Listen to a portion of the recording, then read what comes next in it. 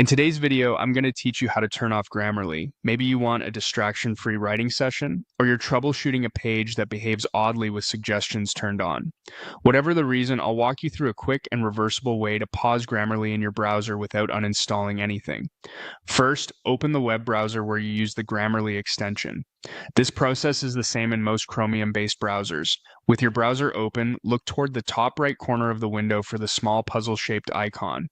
That button opens your extensions menu, which is where your installed add-ons live. Click it to reveal the list. In the dropdown, find Grammarly in the list of extensions. You'll see a small three-dot menu right next to it.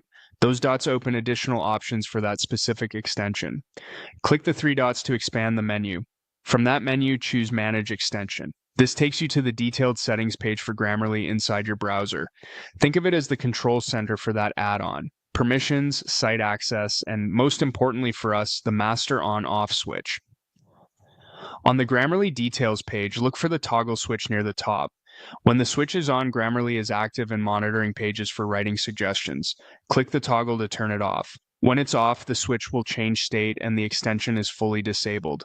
Grammarly will stop running in the background and you will no longer see underlines or pop-ups from it on your open tabs. If you still see suggestions on a page that was open already, a quick refresh usually clears them since the extension is now paused. Don't worry, you haven't removed Grammarly, you've simply disabled it. That means your settings and preferences are preserved for later. When you're ready to bring Grammarly back, return to the same extension page and click the same toggle to turn it on again. The switch will light back up and Grammarly will resume offering suggestions wherever it's allowed to run. If a page was open while it was off, refresh to let Grammarly reattach to the page. A quick tip: the exact look of the toggle or wording may vary slightly depending on your browser theme. But the flow, extensions menu, three-dot menu next to Grammarly, manage extension, then toggle, is consistent. Turning the toggle off improves privacy on the pages you visit because the extension is entirely inactive while disabled. And that's it. You now know the fastest way to turn Grammarly off and back on whenever you need.